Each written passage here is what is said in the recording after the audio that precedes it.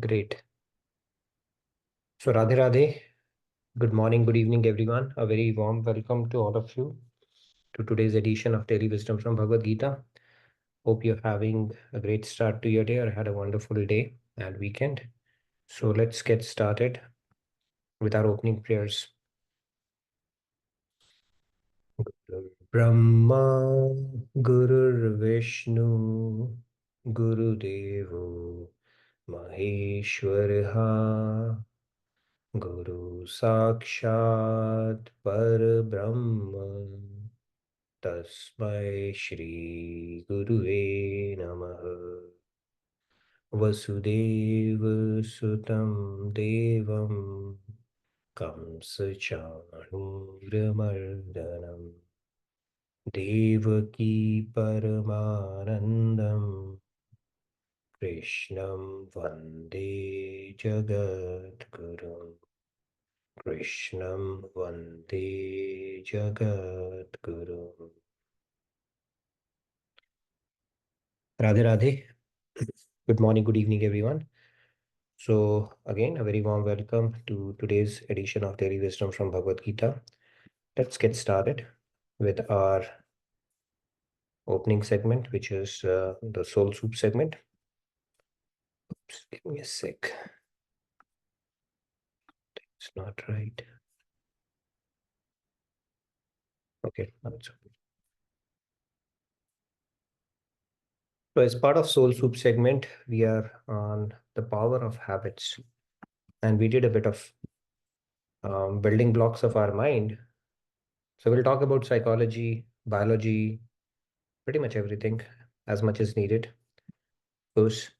So yesterday we spoke about that our mind has the programmability, right? It has a self-programming ability and it's pretty smart. What we try to simulate in the real world scenarios through, building processes and stuff like that, mind is able to do that pretty quickly. When we continue to carry out an activity, it's able to build, certain frameworks, patterns, as well as shortcuts for that, as we would know through our own experience, right? So as part of this, we said that these are the neurons which get fired whenever we undertake any physical or mental activity. It fires certain neurons. And these neurons, they are the building blocks, which triggers stimuli and then the response around it as well. So any physical or mental work, brain continues to fire neurons around it. And then what do these neurons do? They actually reach out to the different regions. What are those? To the motor region, in case that activity requires us to take an action through any of our senses. So that is the motor region. Or sick. Or it could go to your neocortex. Or I mean, it can go to multiple places, but I'm just calling out the key, or prefrontal lobe.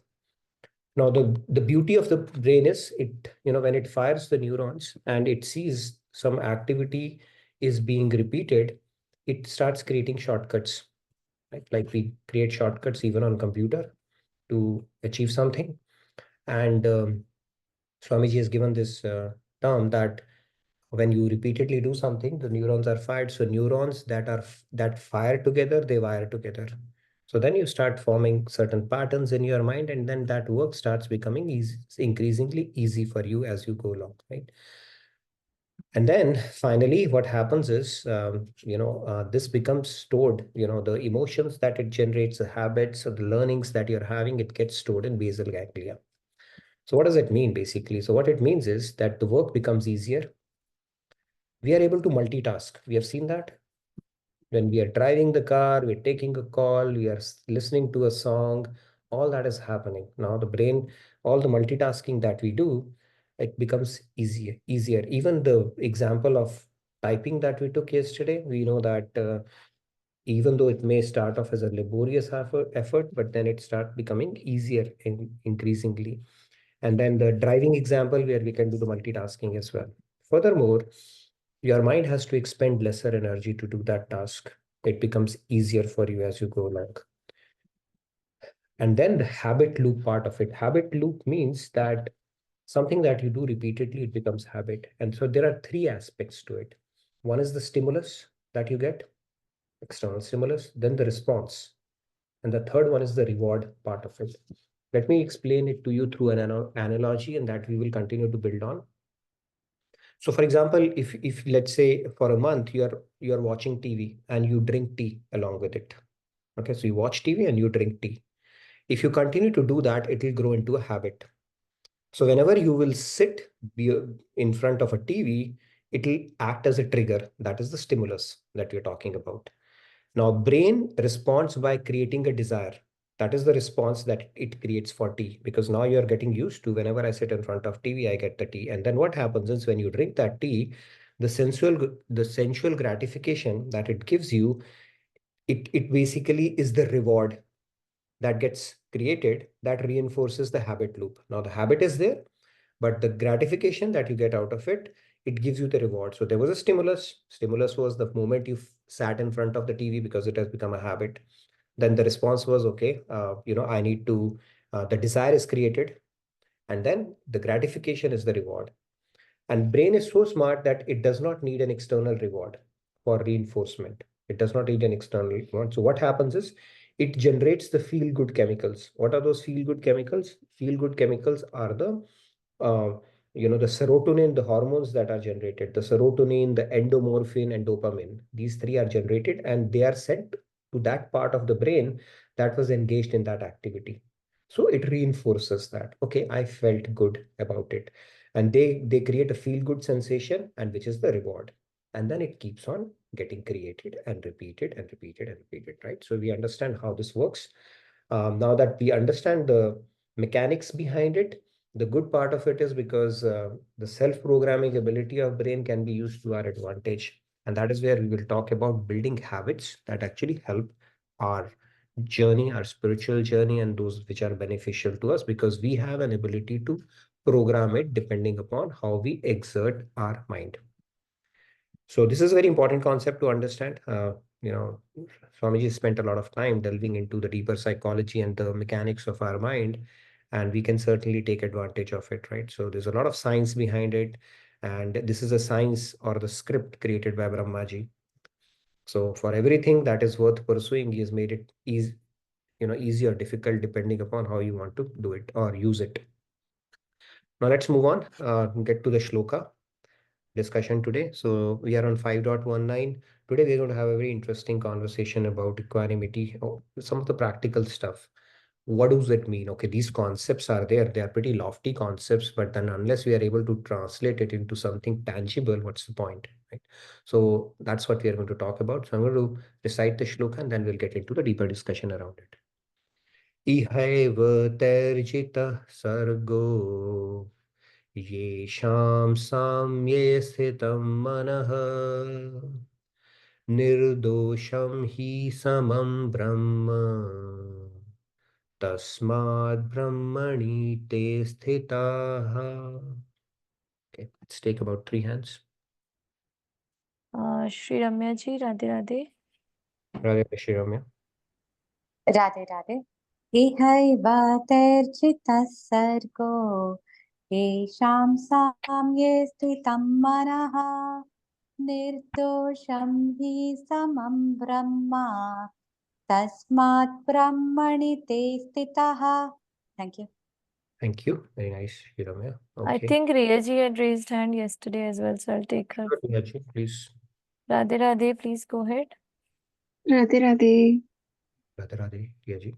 Ihaiv terjita sargah esham samye sthitam manah nirdosham hi samam brahma tasmat brahmani te sthitaha. Very nice. Thank you, Riya ji. I think we can take both the hands. Let's freeze the number of hands. Go ahead, Samji. Yeah, Radhe Radhe, Samji. Radhe Radhe. Radhe Radhe. Ihe terjite sargo yesham samya sitam mana nirdosham hi samam brahma tasmad brahmani te sitha. Very nice, Samji. Radhe Radhe. Uday ji. Uday Kumar ji, Radhe Radhe.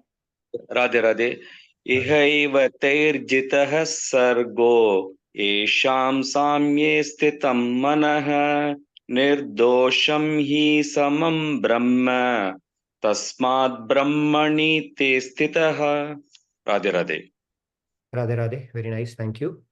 So in this shloka, Lord Krishna is saying those whose minds are established in equality of vision. Equality of vision is what we've been talking about. And today we are going to spend some time about how do we reach that stage of equality of vision, right? This is a pretty lofty concept where we are required to see divinity and not be able to discriminate between not only human beings but species also, where we see divinity, right? It's a pretty lofty goal if you think about it. So we'll talk about some of the practical tools, at least get the discussion going, because and the next session, so a couple of sessions, we'll spend good amount of time to derive some practical tools, the practices that we can imbibe in our day-to-day lives to actually get to that stage.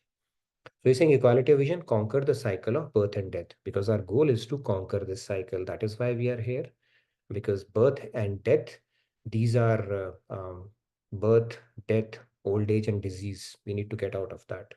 And plus other tridosh, tritap, and stuff like that. And they say they possess the flawless qualities of God. God is flawless, she's perfect, all perfect, and therefore seated in the absolute truth. So let's move on.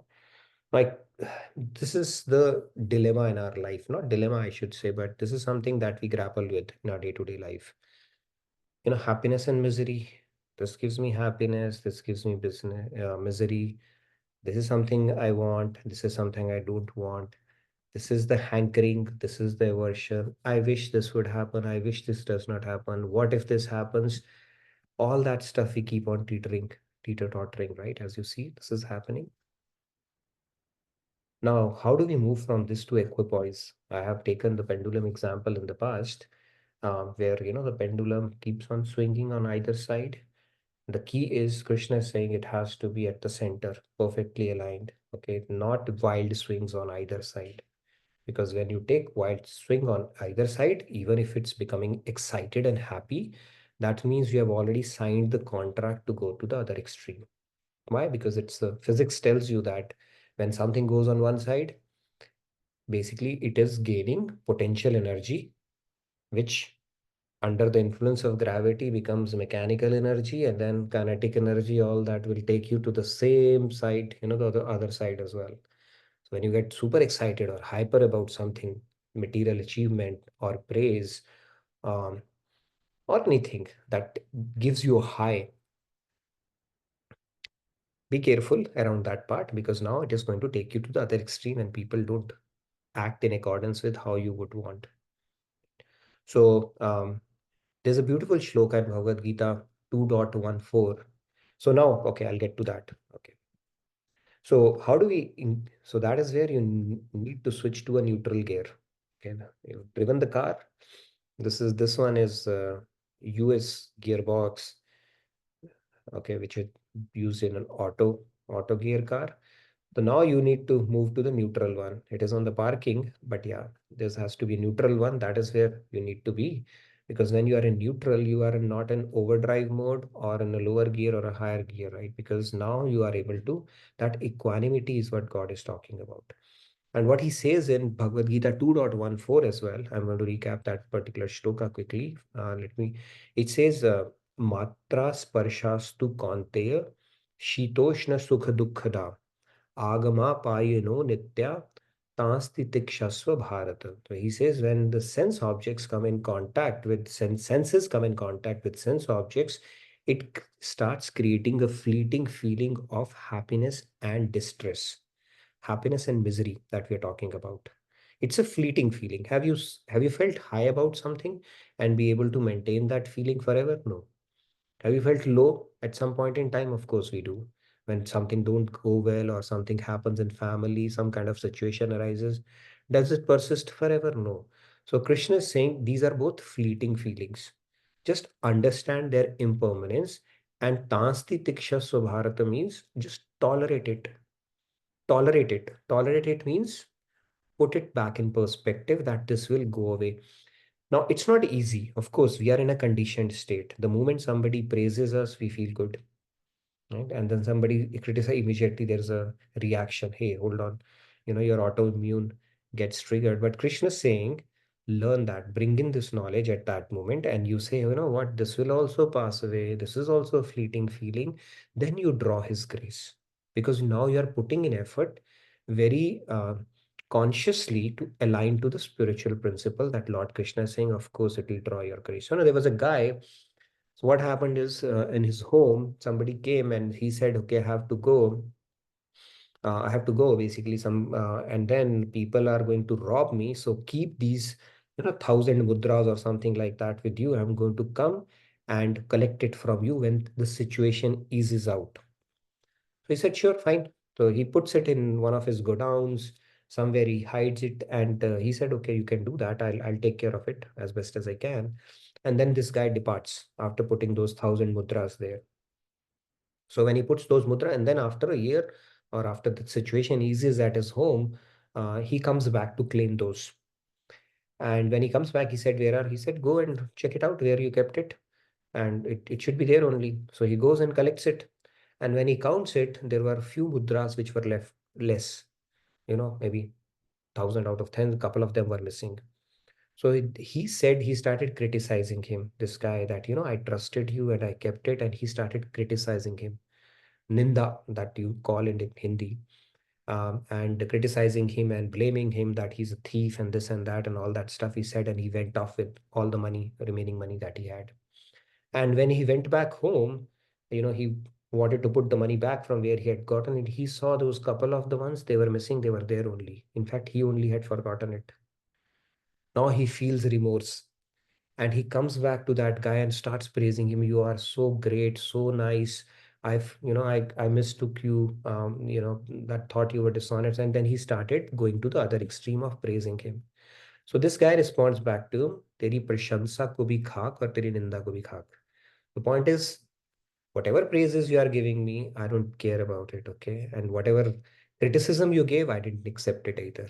So that is a mindset Krishna is saying we need to imbibe even in the real world, because these are all fleeting feelings which will get generated as your senses encounter certain sense objects or interactions that will going to happen. So keep this thing in mind. They are impermanent and it is fleeting. And if you learn to tolerate it, that will draw God's grace. Okay, so getting into the neutral gear will enable you. If you're already in gear, it will not, right? You can drive a car when you have taken its brakes off. Similarly, you can think this when you are in a neutral gear. When you're already in a gear, that means you have already responded, or you have already gotten an emotional response around it. Okay, so this is the key concept that needs to be. I will talk about some of the practical tools that help us practice this. But let's understand this concept now. Now, key is to be neutral, equipoised.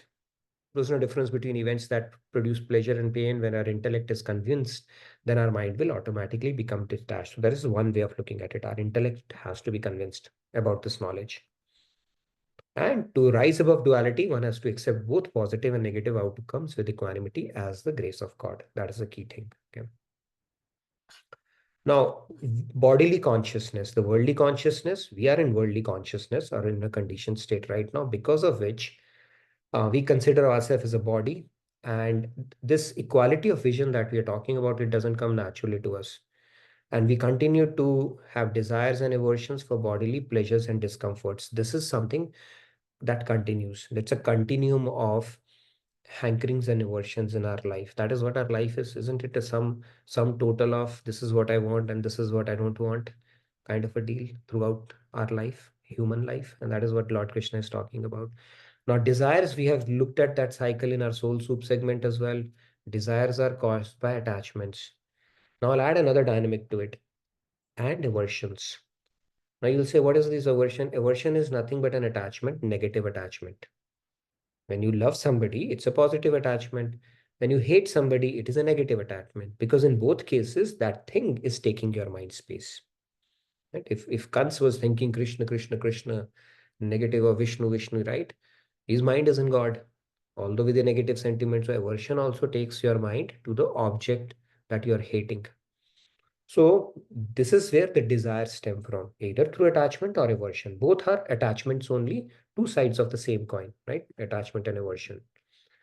Now, this leads to, we are attached to some things in a positive way. This thing is going to make me happy. And then we said, and some things that are source of our lamentation. It can happen with people, it can happen with situations, it can happen with some of the fears our mind speculates around some of the situations that we desperately want to get into, right?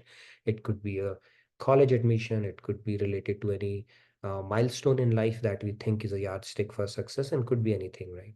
And even in a day-to-day life, it happens. I don't want to talk to, I don't want to deal, I mean, it happens all the time in the seva world.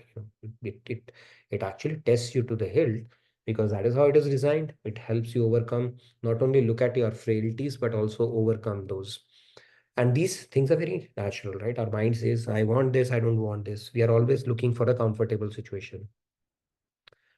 So the saints, they rise above these bodily consciousness and absorb their mind in God, giving up all worldly attachments. Now it is Ramayana, beautiful example is given of Lakshman. He served Lord Ram and Sita just as an ignorant person serves his body. Now there's an analogy here. It doesn't mean he's ignorant. He's serving Lord Ram and Sita as a ignorant person. But do we have to be taught to serve our body? It comes very naturally to us. We are just convinced we are body and we keep on serving it. Similarly, Lakshman is convinced this is my highest dharma. When he was asked by, this Raman was exiled for 14 years, he came to know about, there was no question. He said, okay, I'm going to come with you. And Ram gives him the material dharma dope. You have to take care of a father and mother, and if I'll also leave, who will take care of them? They are old, aging. He said, don't give me all that stuff. Okay, first tell me, you are my father's father's father, so my relation is with you. Aren't you Par Brahma? And my relation is the spiritual dharma is higher. He said yes. And then Ram was convinced, because when it comes to spiritual dharma, there's no bigger dharma than serving God. And he decides to serve God. And for him, it comes very naturally. Like it comes very naturally for us to serve our body, it came very naturally for him to serve Lord Ram and Sita. So that was his intellectual conviction. Now, of course, he's divine, but that is the state we all have to reach, where we don't have to convince ourselves to serve God, but to understand. Our intellect is convinced that we are eternal fragmental parts of God. It's in serving we shall receive all the happiness that we were looking for. We can only get when we serve God. So these concepts become our second nature, is the whole idea about this concept, right? So, and then equality in vision also means to rise above likes and dislikes. Now, likes and I like this, I don't like this, I'm feeling good, I'm feeling bad. So they say the spiritually mature people, they carry their weather along with them. Okay, they don't say my mood is this, my mood is that, I like this, and this, and now I'm happy, now I'm sad. These things are fine, but that is where we need to train our mind, or to start working on it, wherein we are not subservient or slave to our mood and the whims of our mind, is the key message from the shloka, which Lord Krishna is repeating, right? 2.14, I spoke about that, also is talking about that only. Chapter 2, a lot of shlokas where he's talking about that, right? So Lord Krishna is saying that who are able to transcend the samsara and those people are able to transcend. Now, how would you transcend? Just because you had a reason to feel good about something and you just toned yourself down, will it make you transcendental? It's a big question.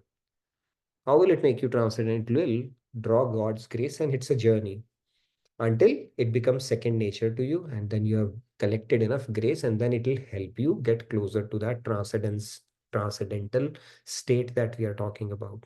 But it's a practice, it has to start somewhere, which we find very difficult to even take the first step. Next, the very next moment a situation would come that is not favorable or favorable, our response will get triggered, and that is where we need to bring in this knowledge. Okay, and that will enable or gain us eligibility to cross over the ocean of this samsara, which is birth and death. And it's a gradual process, because this is a practice that doesn't come naturally to us. And Maharaj Ji's Radha Govind Geet said, मान सुने फूलू नहीं गोविंद राधे, निंदा सुनु पिचकू नहीं ऐसा बना दे. So Amanen Manadin, Kirtani Sadare. So basically, we need to give respect to others. And for us, the Ninda aspect should not, and then the praise and Ninda, this is the big thing that we need to do. Not only that, but also the fleeting feelings that we get, not the highs and lows, but it's a much broader concept, right? When something unfavorable happens in life, and you get into that low zone, that is where we have to maintain that equanimity. Even if it doesn't come naturally, we cannot lose faith and hope at that moment and keep on practicing. And then, of course, grace will kick in. So, moving on, this is the bodily consciousness where we, the consciousness of mind, where we go with pain and pleasure. So, our mind can have two consciousness, either bodily consciousness, or if you have bodily consciousness, you are stuck in the cycle of pain and pleasure. That is, if you experience pain and pleasure through material things, that means you have a consciousness. Your mind is bodily consciousness, is where you are operating. The other aspect is of divine consciousness. Now, divine consciousness with material mind, how do we get to that stage? That is where we are going to spend some time today and in the subsequent session as well. If you have divine consciousness, then you will have equanimity, just balance in those situations. And when your mind is situated in divine consciousness, then you start transcending above these dualities that we spoke about. In order to reach equanimity, we have to transcend that state. And how do we transcend? By practice. Why would we practice? Because we are intellectually convinced. Why are we intellectually convinced? Because we have contemplated enough on this topic. Is contemplation the only way? We'll talk about that. Now, transcending the bodily desires of senses, of course, when we try to put in effort around that and take safeguards not to fall to the lure of it, uh, to the best of our ability, then it makes us equanimous, and which is a god-like quality. We are trying to become like God with His grace only. Now the big question is, this is all good, but what do we do then, right? It's easy said that, right? You have a consciousness of mind in the bodily side or the divine side. So let's have a little bit of a little more discussion around it. By the way, this is Mahabharata states also that about equipoise, and that it comes to the sacrifice of selfish bodily desires, and then that makes one godlike in demeanor. And one who gives up desires becomes like God. Okay, this concept is there, and it is reiterated in other traditions as well. Now let's understand what happens. So this is who we are. By now you will be familiar with this. Now there are two ways we can approach this thing, right? You have okay, I don't know where the soul came a little too early, but never mind. Now you've got your intellect, mind. Now you can put your intellect and mind to contemplation. Let's say you are of temperament of a lot of intellectualism and scholasticism appeals to you, thinking about knowledge and deepening that knowledge, which is anyway very important. But primarily that is your dominant guna. Then you would go through this, right? You'll do the Shravan, you hear this, like we're doing it in our session.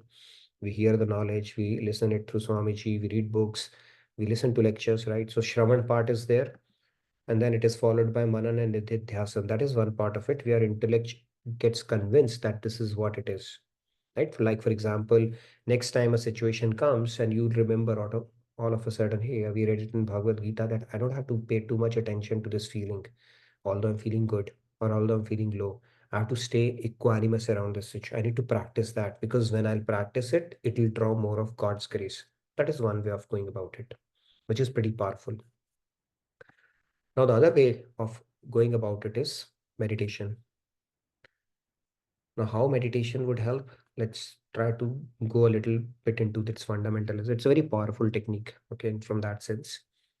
The Roop Dhyan meditation that I'm talking about, okay. We'll continue to build on this, okay, where you're thinking about God and interacting with God in your mind. Easier said than done, of course, not so straightforward practice. Now, when you do that, you know how the work goes. When you think about the name, now people say chanting of name. I think that question came up as well. You think about the name, your mind should be in the name, right? Or when you continue to focus on the name, in a due course of time, the root will also start coming in, because God sits in his name, right? Theory, we have Maharaj has told that theory. Nami is bigger than the name itself. Then when you start thinking about God or saying his name, the roop, it's just a matter of time before even the roop will start coming in. Okay, the form will start coming in. So there are three aspects to it. One is what is going on in your eyes. When you close your eyes, you can still see. what is going on in your mind and what you are able to say. Upanch, we say. Upanch is something where you're not saying it, but it is coming out from your mouth. You can say something without saying it. When we close our eyes, we don't even have to hum. So first is Vach, where you are saying it. Upanch is where it's just coming out and you are not even saying it. But when you are that Upanch part of it, you're not saying it, and your mind, both as well as your eyes, subtle eyes, are focusing on that name, the Roop will start coming in. Roop will lead to Gun and Leela as well, and that will lead to Bhavs, all the Bhavs. Okay, the Bhavs that we talk about. The beauty of Roop Dhyan is that Maharaj Ji has given us, you do Roop Dhyan, you're already covering everything. And with this, your sins will also your intellect will also starting getting cleansed. And this condition of equanimity that we are talking about would be a natural consequence or a byproduct of this practice if you do that. Why? Because when you're doing Roop Dhyan meditation, of course, when you're doing meditation, you're able to visualize God and practice a sentiment, then you're automatically focusing on his gun leela, his roop, and his name. It is all covered automatically, and that will cleanse your antakaran. Cleanse your antakaran, destroy your sins. It is very auspicious, and when that happens, automatically it will take you closer to the state of equanimity, because now you are developing love for God and detachment from the world automatically. So anything that happens in your world is not going to take away your mind space as it would normally if you don't do this practice. So both ways are there, but for a sadhak, plus both are required. You can't say I'll do this and not that. In fact, we'll add some more variables to it as we continue to build on this practice. Tomorrow we'll spend more time on some of more practical tools around how do we detach our mind from world, right? This might be meditation, may not be everybody's cup of tea to begin with. So we'll talk about more practical tools, some of the practices that we can do, but for a sadhak, both are needed, plus few more things we're going to add and continue to build on it as we go along.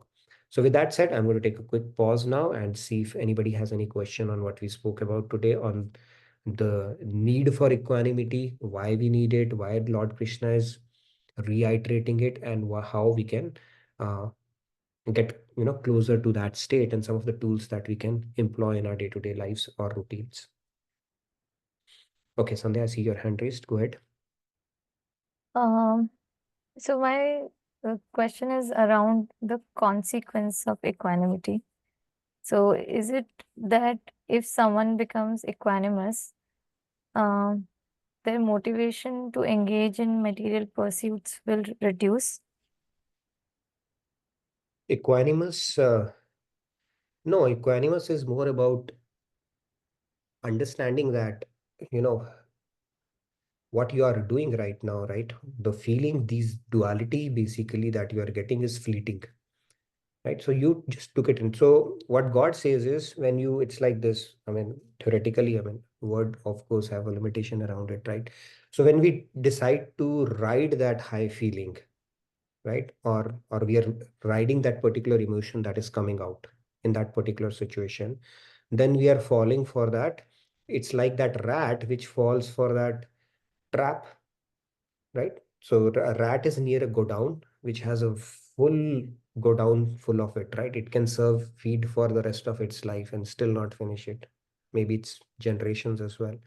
But rather than reaching the godown, it falls for the intermediate thing in the trap because it sees a cheese there. So when we choose to ride those emotions, we are falling for that. Now, when God is saying stay equanimous, is he saying give up the pleasure? Yeah, he's asking you. But then does it mean that what he gives you in return, he's a miserly person or a conjuice? I think what he gives you in return is much more than what you would have experienced by experiencing or choosing to ride that high. So Yeah. do that, but then you have to supplement it with that thought, equanimity. Equanimity does not mean that you become careless. I don't care whatever happens in the world. Or you still keep it at the back of your mind that God has given you ability. You have to put it to best use for his seva on whatever you are doing, basically. So that doesn't mean you lose motivation or you become demotivated in life. Now, I don't care. My goal is this, so I'm not going to take any action because results don't matter to me anymore. No, I was saying that I think equanimity won't come unless your mind is absorbed in God. That means that you would like to carry out more of spiritual pursuits than material pursuits. and whatever material pursuits you would still want to continue with will be more like a duty rather than a self-driven motivation, because now you are not finding any pleasure or sorrow associated with, you know what I'm trying to say? Yeah, so that is an advanced stage. What do people do whose mind is not in God to begin with? We are in a conditioned state. Not Uh, everybody is thinking about God. What do we do? So Krishna is being very practical here. He says you start off by aligning to this knowledge, where bring this knowledge to your head. This is a fleeting feeling. This is temporary. People become philosophers, right? I know this is not going to stay here forever. This thought is not going to be there. So what if your mind is not in God? What are you going to do then? I was talking about the consequence of equanimity. Once someone becomes equanimous, will this be like happening? Like, uh, but yeah, not So like how to become equanimous. yeah, so when you become equanimous, then it will draw a lot of God's grace. Now, what you are doing is you are doing a sacrifice. You are going against your natural inclination, and sacrifice purifies. And when we get purified, again going back to the Tattva Gyan, the amount of grace that we get from God is directly proportional to the effort, and the more we get purified, the more our state of surrender increases and more will draw grace. So it'll all linked in that case. Sacrifice purifies, and more the purification and surrender is directly proportional to the purity of our heart, and grace is directly proportional to the amount of surrender that we do. So it will start increasing grace, and then we start increase. I mean, as I understand it, is then your consciousness that we look at it here starts becoming less of Divine. body and more of divine. So the proportion will start increasing. Yeah, good question. Tejas. Yes, Tejas. Radhe Radhe Yeah, Tejas. yeah. So being equanimous is just the other um, meaning of not being attached to the outcome, right? So once you are not being attached to the outcome, that then automatically you become equanimous, and automatically surrender will come. And regardless of the outcome, you look at it the same way, or you will not allow it to influence. Yeah, equanimity brings in more acceptance around situations. So it will take you closer to that principle of not being attached to the outcome. See, we practice, it's a journey. You will tell yourself, I'm not attached to, but somewhere there, something is there. But at least if you're striving and working and telling your mind, no, I don't have to think it, I have to work it, then yes, it will take us closer to that principle of, detachment to the outcome completely. Yeah, like coming back to like what Sanjay ji was sharing about the consequence. I think the consequence, if you are equanimous, you will not be attached to the outcome. Yeah, Like if that, you practice it, you will not be attached to the outcome. see, there's a story of Sudhanva and Prahlad. Sudhanva and Prahlad's son. Okay, so what happens is Prahlad was a king, and Sudhanva and Prahlad's son, they had a argument once, where Prahlad's son and Sudhanva, they said, who is more superior? I am Rajkumar, and he said, I'm Rishi Kumar. Who's higher? Who has to be held in a higher pedestal? So both of them said, I am higher than you. The other said, no, I am there. And then they needed a referee. They needed somebody to give that judgment. So then Sudhanva, who is the Rishi Kumar, he said, let's go to Prahlad, your father. He said, if we'll go to Prahlad, then you may claim, it was biased because he may give judgment in my favor. He said, no, my father has told me that if there is anybody who's equanimous, who will do the just thing, is my father, Prahlad only. So I have full faith in him. So they go to Prahlad and they ask and then the bet was that whoever is there, the other person will be sent to gallows. His head will be chopped. Okay, that was the thing. So they go to Prahlad and ask that question, that who is superior out of two, the Rishi Kumar or the Rajkumar?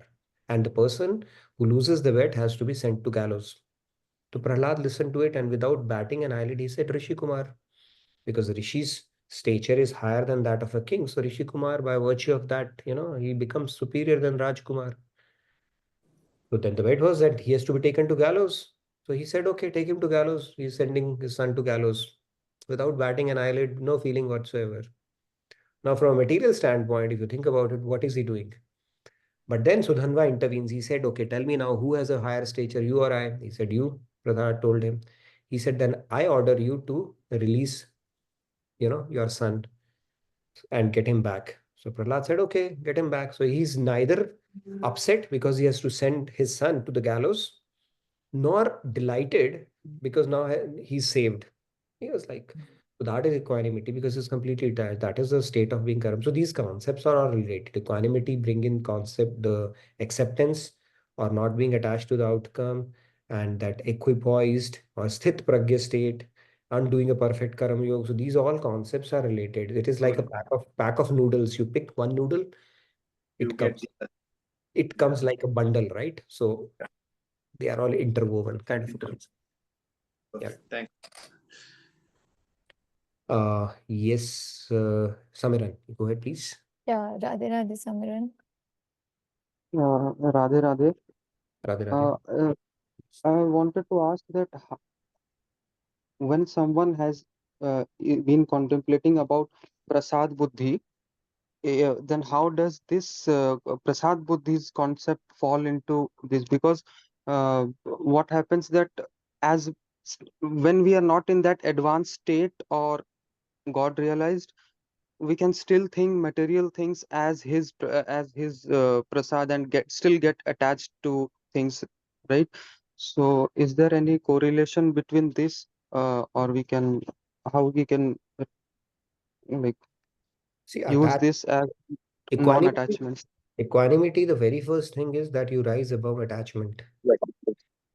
You rise above, this is what I want, and this is what will be terrible if I don't get. That is what equanimity is. So we cannot say equanimity and prasad buddhi is acceptance. Acceptance means around situation that is happening or unfolding around you. If you try to override it with your desire, then you're violating that principle, right? So it's not that equanimity and desires can go hand in hand in that case. Now, if you're making a spiritual desire, sure. But if you're making a material desire and it is not unfolding or something is not supporting, then you simply have an acceptance. It's like, okay, if it happens, maybe that's what God desires, and if it doesn't, maybe that's His will. Around that, you put in your effort, but then if that's becoming your attachment or something that you absolutely want, and you will be upset. See, the test of attachment is if you don't get, do you get upset? And if yes, that means you are attached. But if that thing does not happen, or if that thing is snatched away from you and you are saying, okay, that's fine, maybe that's how it is meant to be, then you're equanimous. So the test of attachment is, do you get hurt or angry or upset if that thing does not happen? That is the test for our own self that we can check out, what's going on in that particular situation. So accepting things as prasad buddhi and then contemplating about it in a equanimous state, is that the way? Yeah, you do basically, but then I said, right, if that thing does not happen, does it make you upset or fearful or anxious? If it is, then that means it's an attachment that needs to be overcome. Thank you. Yeah. Nainik ji, Radhe Radhe. And please fill out the feedback tracker. In the meantime, if you have any more questions, we'll continue on some of the more Well- practical tools tomorrow as well. Yes, Nanik ji. I thought the equanimity has nothing to do with the spirituality. It is just in the word also that you have carving for something or aversion for something. Like happiness may you don't have, and sadness should not make any difference. You are equanimous. And heat and cold, you are equanimous, but it has nothing to do with spirituality. I thought it was just. No, it is spirituality. Equanimity means having a poise, having a balance. So that's what it is related to spirit. So very equanimity is a concept that Krishna is calling as a virtue. So why would you say it has nothing to do with spirituality? No, like Buddha and Vipassana, they talk about carving and aversion. They are not even talking about the God there. They just say you should not be affected by anything. True. So, no, so I'm not able to establish the link. Yeah. Buddhism, you don't talk about God, yes. And that is why Shankaracharya ji came and brought the Vedic. So we are going much deeper than Buddhism here. Vipassana is the, what you call that, one of the many techniques, or techniques, I would say, to get above this realization that you are not this body. But what we are talking here is a little more nuanced than Vipassana stuff, right? Where the body scanning we do and we reject that this is not what we simply learn to tolerate that part. So it is definitely spiritual, right? But the depths that we are exploring here is Bhagavad Gita, which goes much beyond the message of Buddhism itself. I'm not sure I followed you, Nanikji. What I was think No, he's no. saying that bhakti aspect, like, Mhm. the paths which do not have bhakti also talk about equanimity. So I Oh, think his point is more on that. That's what I understand. okay, if that's what you're saying, yes, that is there, right? The principles are the same, right? Whichever tradition you follow, the depth may vary, but the principles are the same. It doesn't have to be. Bhakti will take you closer to equanimity, amongst other things too. But yes, through Vipassana technique, and there are a lot of other ways you can achieve that as well. So no denying that at all. Okay, so moving on to Pratyusha ji, Radhe Radhe. Radhe Radhe, Pratyusha. Um, Radhe Radhe everyone, Radhe Radhe sir, Sanjayjit. Actually, how I have seen the equanimity um, is if you follow your dharma, that is equanimity. Now, if you remember, sir has told that a person can be sacrificed for village, right? And the village for a community, community for the country. So, an example, okay? Suppose uh, there was a guy who lost his, whose father is at the cusp of death. He is standing anytime he can. He's not well. And on the other side, a woman is getting beaten by her husband and some other people. A lot of atrocities. So what will you do? Are you going to stay here and try to be with your father at the last moment, or go and try to save? And probably when you return, your father is no more.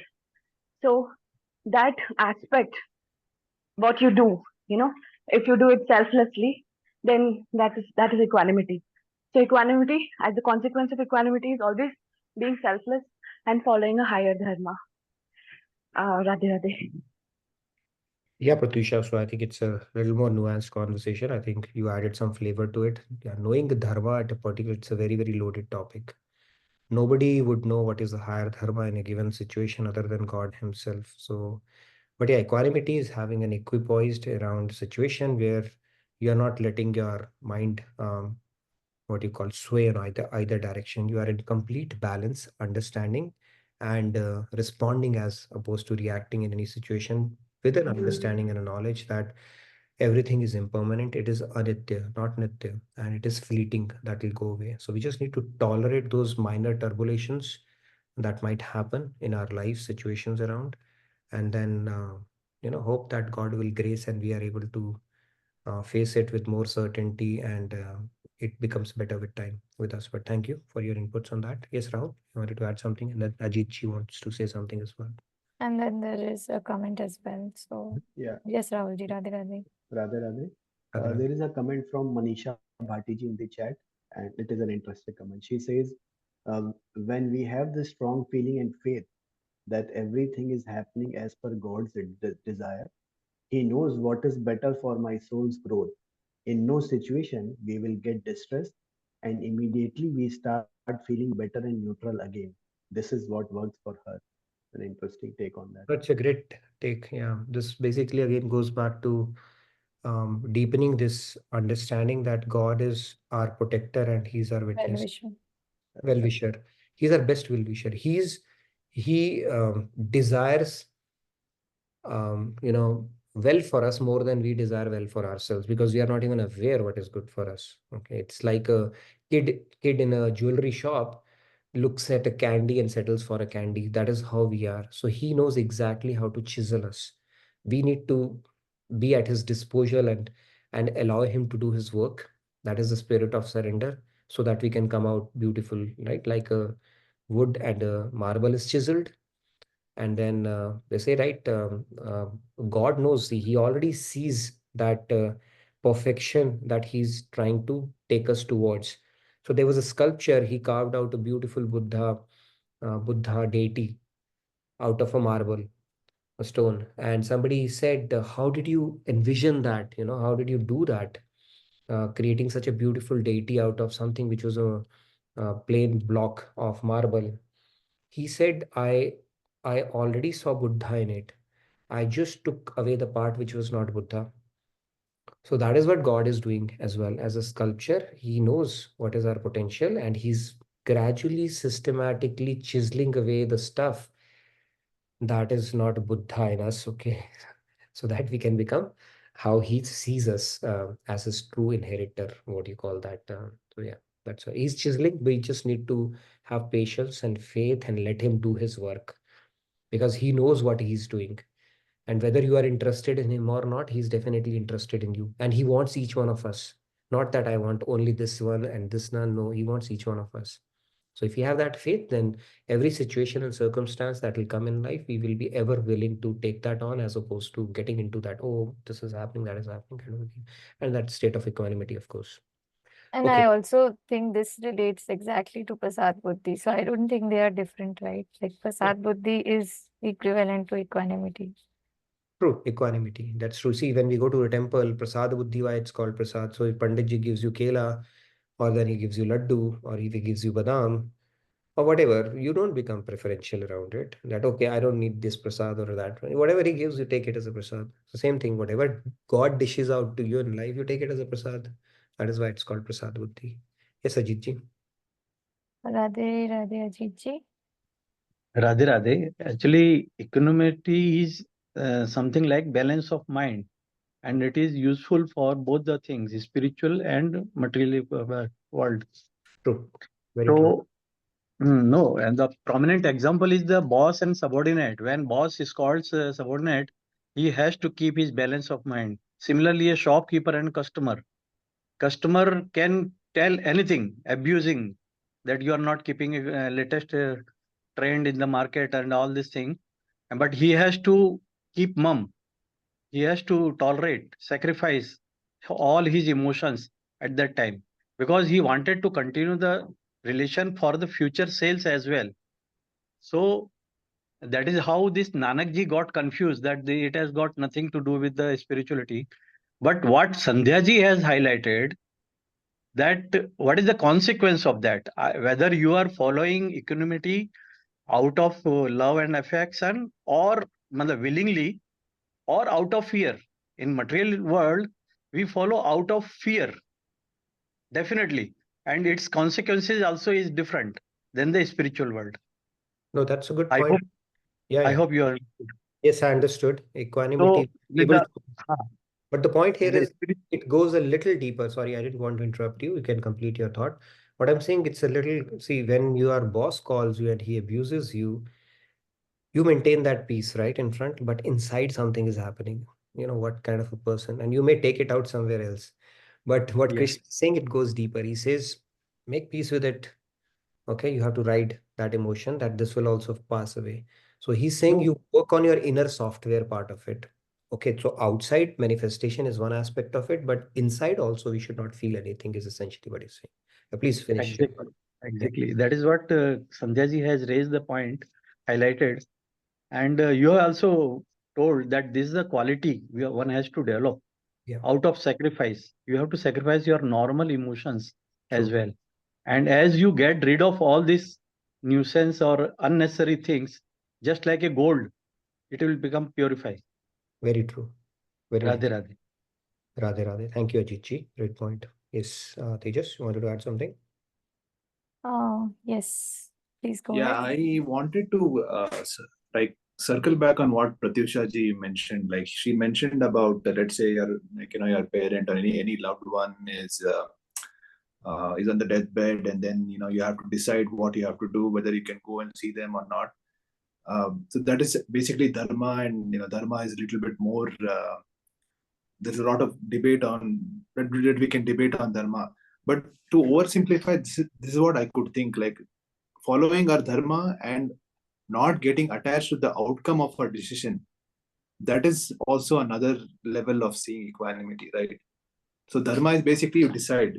I mean, you make a decision, but the outcome of that decision, whether it's positive or negative, you still stay equanimous. True. That I'm is just trying to tie the two things together. Yes. I just want to round it off. You connected the dots here. One is the action and one is the, your response to the results. And if your response is you're neutral to, the whatever comes your way, then yes, it takes you to equanimity. Very true. I think you tied the knots correctly. And equanimity is about maintaining a peace of mind, right? I mean, I'm getting a question, and you may have to tackle situations in your family and in your life. Now, if that equanimity doesn't mean you don't tackle situations, right? You could make your point without being inwardly, disturbed from within.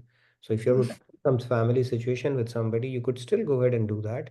But the key question is, are you equanimous from within?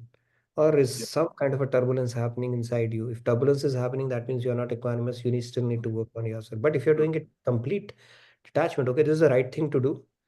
But it is what it is. You'll do your bit, and that's about it. Then you are equanimous, right? So it's a little deeper, yeah.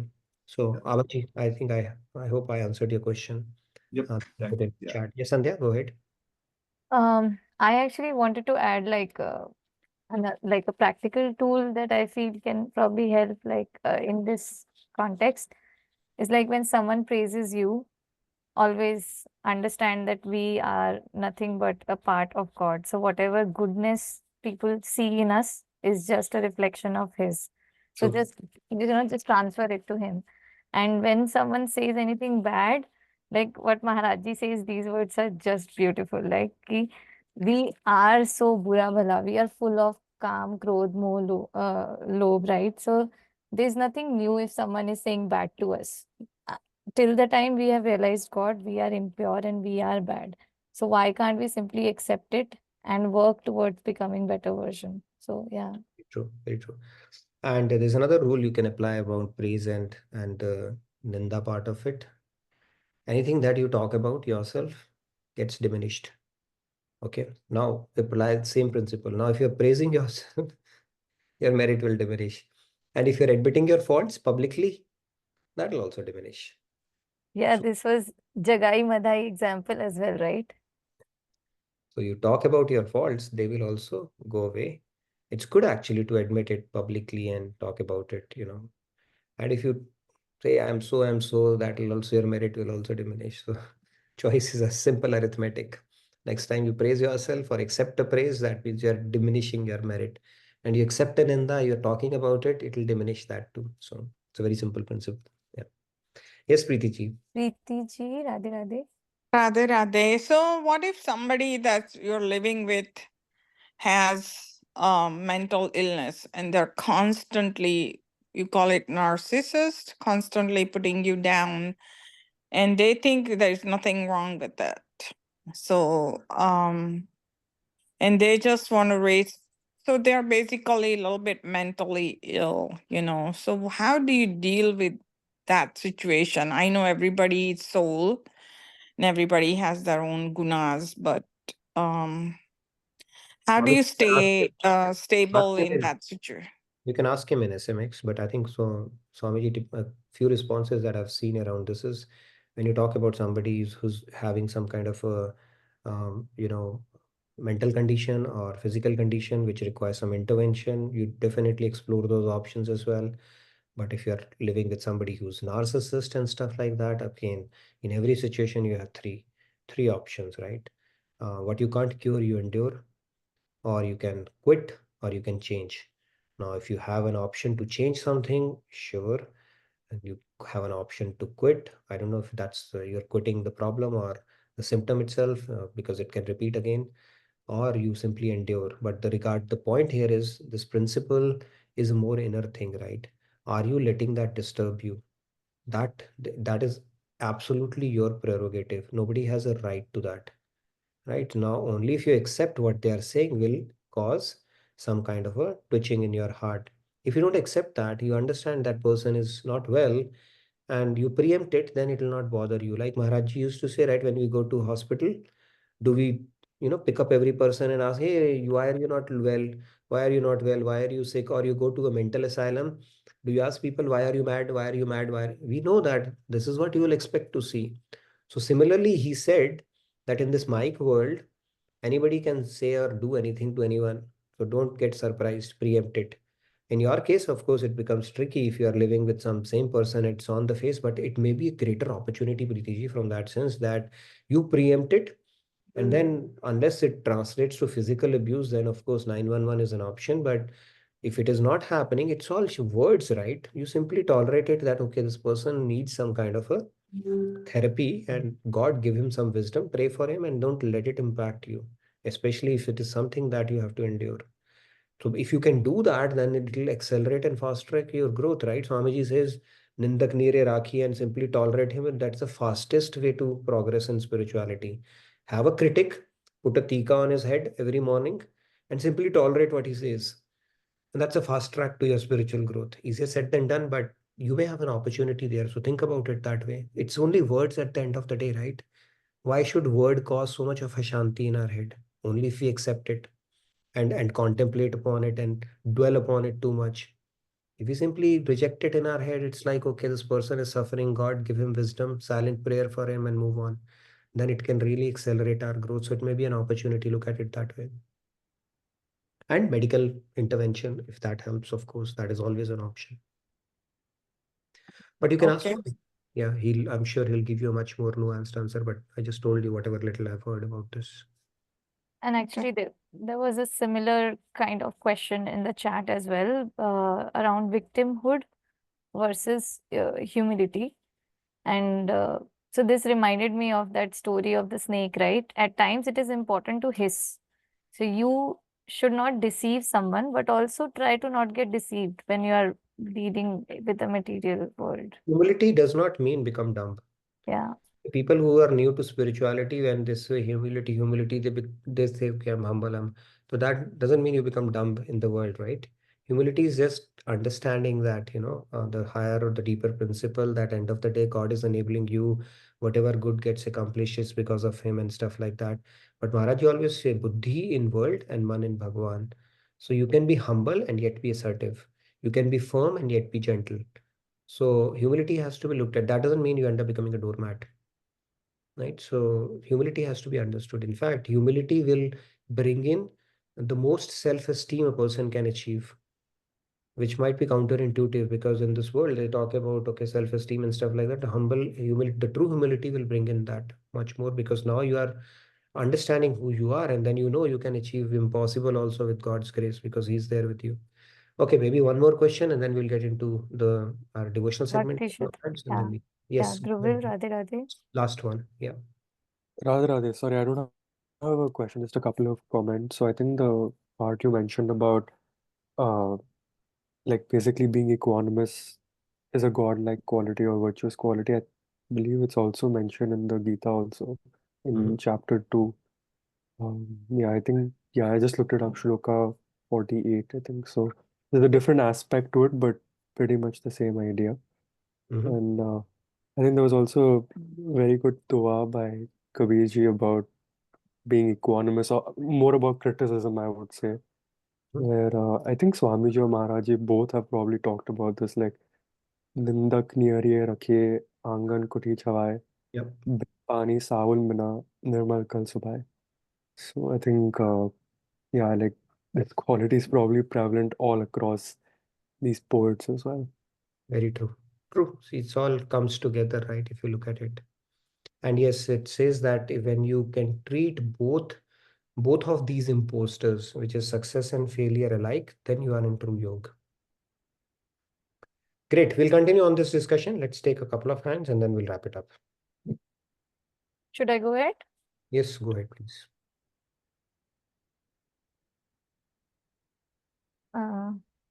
I think I'm getting confused with the tune.